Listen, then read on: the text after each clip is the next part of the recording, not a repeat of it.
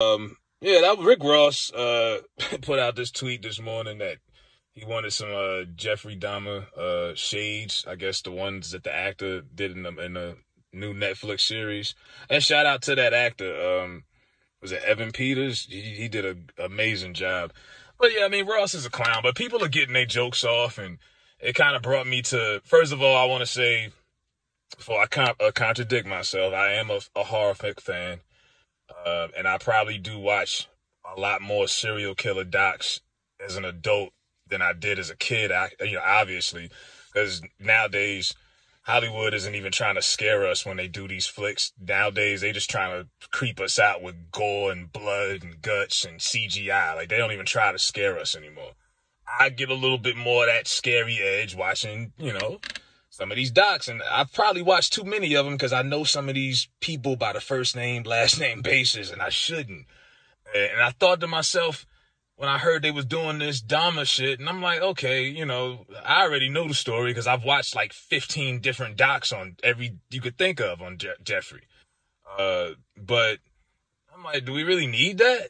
And I remember when Netflix did the Ted Bundy movie with Zac Efron like 2 years ago, and I watched it, but I was like Ted Bundy was like 40 years ago. Like, why are we still talking about this like that? Why are we still obsessed with this? Like, this was the 70s he was doing this. And now to contradict myself, yeah, I watched it because I like I say, I'm into this stuff to a certain degree. But one of the victims of the family said something, and they got a point. Because I thought to myself about that too when they did the Ted Bundy movie. Like, man, what if you was one of them people, family members, one of the victims? How would you feel? And Hollywood keeps profiting off of your pain and your agony. Your loved ones getting violated by some mass murderer and who's become like an American pop culture icon. Because that's what they do. These serial killers, they turn into iconic people for good or bad. Charles Manson, Alina's Warnos, all of these people, John Wayne Gracie, all of them.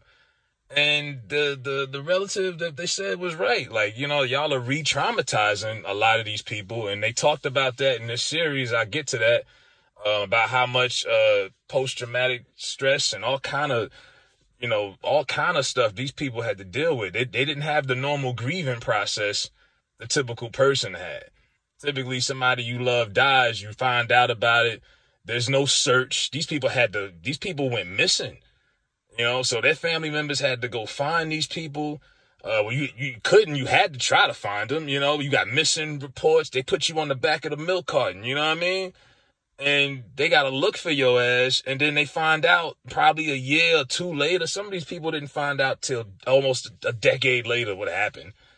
That your relatives was chopped up. Your loved one was chopped up, and he ate your body parts and put it in a sandwich. That's crazy. And a lot of people getting off on it, but that's real. So, our heart goes out to those people that's got to deal with this, that's still dealing with this like 30 years later. And the fact that they still are putting out these docs. Now, once again, to contradict myself, I did watch it. Yes, the fuck I did. Because you know why? Because I had a car wreck last week. I had no car this weekend. And I was sitting in the house miserable. And I said, fuck, I don't know how you niggas do it with no car, but hey, I'm with you this weekend. So I'm sitting in the house bored. I said, well, fuck it, I'm gonna watch this shit. Watched like 2 episodes Friday, fell asleep, whatever. Saturday, I got through like 2 through like 9. So I'm binge watching this shit. And I'm just like, I ain't gonna lie. It was some moments where I was like on edge. I'm uncomfortable. I'm like, yo, this shit is creepy as hell. Like, this dude killed it. He did a good job portraying Jeffrey Dahmer. Niecy Nash was in this. She was the pesky neighbor next door. I think it was Cassandra or whatever. She was the one really on his ass. She knew that something was going on. You hearing sounds in the apartment next door. You smelling weird smells. People didn't know it was the smell of dead bodies, but you could smell something really bad, and they had been complaining. And, one thing I said when I was watching it, I was like, okay, this guy might have not been racist, but he definitely took advantage of systematic racism because he was targeting black men and people of color in general. He only killed like 2 white guys. He was just killing black boys mainly. You know what I mean? He'd go to these gay clubs, meet these boys or whatever, you know, and he'd take advantage. He strategically did this. You know, he'd offer money in exchange for photos. You know, these poor black, you know, kids and whatnot. It was a 14-year-old. He offered him $200 in exchange for photos. The kid was a immigrant. Family was fresh off the boat. He was broke as hell. He knew it, you know, because he violated his brother. Like, this dude strategically took advantage of poor black people, people of color. That shit was fucked up. And they pointed that out in the movie, and they had Jesse Jackson in there, and it's a lot, you know. They covered all of the ground they could. I don't think you needed 10 episodes, though. I think that was a little too long. I ain't gonna lie, I had to take a break at one point, because I was like, yo, this shit is a little too much, man. Like, damn. You know what I mean? Like, they could have really finished this up in a good 6 or 7, because some of them episodes, some of that shit was a little... I didn't, like, some of the dialogue with the grandma, like, I'm sorry, my grandma would have slapped the shit out of me if I was talking to her like he was. You know what I mean? At one point, he brings this one dude home. He's drugged him. He spiked his coffee. Dude is bugging out, passing out, and the grandma knows he's downstairs, and she's calling him, and he's trying to tell her to stay upstairs, and he's like, what? And yeah, and I'm like, bro, my grandma would have slapped the fuck out of me if I was yelling at her in the house. You know, and the fact that this is another thing this series taught me, this docuseries, white people, y'all let y'all kids get away with anything, literally murder. This grandmother, his man's grandmother was in fucking denial from day one. She found the fucking mannequin in his bed, and that should have been the sign right there. I'm calling the cops. Nigga, what are you doing? This is his first sexual experience, is with a mannequin. So everything he sleeps with has to be physically still. It has to be dead. That's how you get into that necrophilia shit, sleeping with dead bodies. It was all sick, man. Like I said, they went in, they did the whole thing they could. He talked about everything. But he's killing people in your basement in all these years, and she didn't know? Only white people. I'm sorry. Like, no, don't tell me, oh, grandma couldn't get down the stairs. Grandma was getting up and down the stairs on the first flight just as good. She could have went down to that basement. She smelled that shit. You know what I mean? The father, he was a shithead too. He didn't in denial the whole time. You know, the mother was on like 30 different prescriptions. Like, the boy was fucked from day one. It is what it is. It's one of them things. If you watch it, it's interesting. But some people, it's not for everybody. But it was something to watch. I can't sit here and say it was bad. Would I rewatch it again? No, I don't rewatch anything twice. Really, I don't. I keep up with too much shit to watch anything twice. But yeah, they did a good job. And ironically, like the relative that, you know, spoke about the situation, they honored the members in this movie, and they made a big, strong fight for them. You know, they tore down that building where he was in that apartment, you know, killing all of these guys, and people could hear tools in the background. People could hear tools in his apartment, drill guns, and him smashing shit, and they hearing him, people screaming. I'm like, how the fuck? And the Milwaukee police ain't shit, because they let this shit slide for how many years? Like, they let the 14-year-old boy pass off as an adult, and they still kept their jobs.